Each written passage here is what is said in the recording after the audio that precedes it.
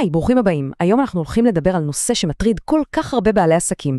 איך בעצם מפסיקים להיות תלויים באנשי מקצוע, ופשוט לוקחים את השליטה על השיווק הדיגיטלי אל הידיים. יאללה, בואו נתחיל. תראו את המשפט הזה. הוא פשוט תמצית הסיפור, לא?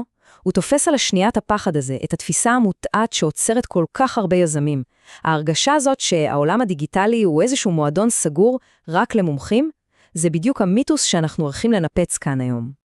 אוקיי, אז בואו נצלול ישר פנימה. החלק הראשון שלנו עוסק במשהו שנקרא מלכודת התלות הדיגיטלית.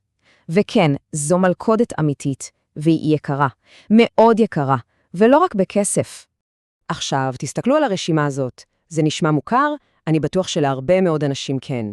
התשלומים המנופחים האלה על איזה תיקון קטן באתר, התחושה שחייבים איש מקצוע בשביל כל פוסט, חוסר האונים הזה, והשעות, או השעות האלה שנשרפות מול המסך בלי תוצאות. כל אלה הם סימפטומים של אותה הבעיה בדיוק. וזה אתם יודעים, זה לב העניין. זה לא רק שאלה של כסף, למרות שזה הרבה כסף. זו פשוט תחושת תקיעות. התלות הזאת יוצרת חוסר אונים, המון תסכול, והרגשה כזאת שהעסק לא באמת, אבל לא באמת בידיים שלנו. טוב, אז אחרי שדיברנו על הבעיה, בואו נהפוך את התמונה. בואו נסתכל על כל הסיפור הזה מזווית אחרת לגמרי, מבפנים, מהצד של מישהי שהייתה שם, בלב התעשייה הטכנית, וראתה את התסכול הזה בעיניים של הלקוחות. אני מדבר על אביב רפאל. אוקיי, 250 אתרים פלוס. זה מספר עצום, וזה סופר חשוב להבין, כי זה אומר שהיא לא באה מהצד התיאורטי. היא באה מהשטח, היא בנתה דברים, היא תקנה דברים שהם נשברו, הידיים שלה היו מה שנקרא מלוכלכות בקוד. וכאן הסיפור שלה נהיה ממש מעניין. היא התחילה כמו מומחית טכנית, עבדה עם סוכנויות, אבל אז היא התחילה לראות משהו שחזר על עצמו, היא ראתה לקוחות שמשלמים סכומים, בואו נגיד לא הגיוניים, על משימות ממש פשוטות. ופתאום נפל לה האסימון. הבעיה היא לא שהם לא יכולים, הבעיה היא שאף אחד לא טרח להראות להם איך. וזהו, זאת הייתה נקודת המפנה, הרגע שבו הכל השתנה והפך לשליחות שלה. והמשפט הזה מסכם הכל, באמת. זה לא שהם לא מסוגלים, פשוט אף אחד לא ישב והראה להם איך. זה כל כך פשוט וכל כך נכון. זו לא בעיה של יכולת, זו בעיה של הדרכה. וזה, חברים, משנה את כל התמונה. אז איך פותרים את זה? איך לוקחים את כל התסכול הזה והופכים אותו למשהו אחר?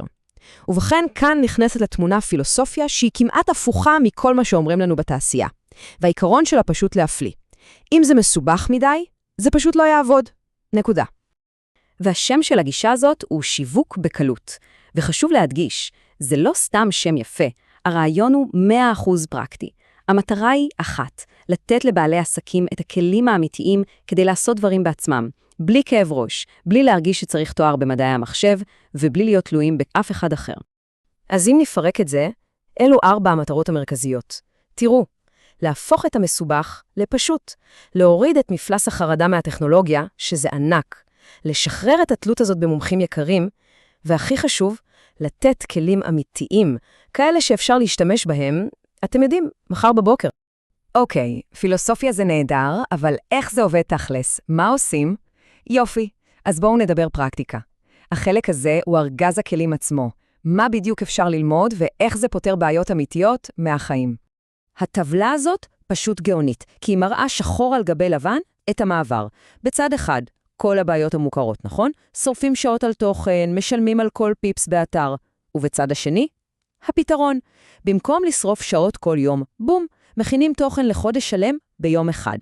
במקום לפחד מהאתר, מקבלים עליו שליטה מלאה. זה פשוט להפוך כל בעיה על הראש. וכאן אנחנו רואים את כל התחומים שזה מכסה.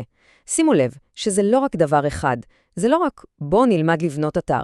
זו כל המעטפת. זה מתחיל מהמיתוג, מהיסודות, עובר דרך האתר והגרפיקה עם קנווה, ומגיע עד לתוכן ולשימוש סופר חכם בכלי AI.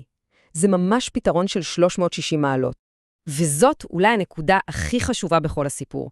הדגש הוא על יישום, לא תיאוריות באוויר.